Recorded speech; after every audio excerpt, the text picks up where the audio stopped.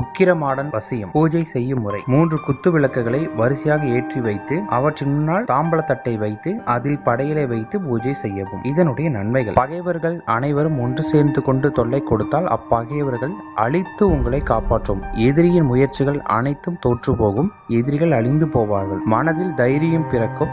எதையும் துணிச்சலாக சாதிக்க முடியும். உங்கள் வார்த்தைக்கு மரியாதை ஏற்படும். அனைவரும் உங்கள் வார்த்தைக்கு கட்டுப்பட்டு நடப்பார்கள்.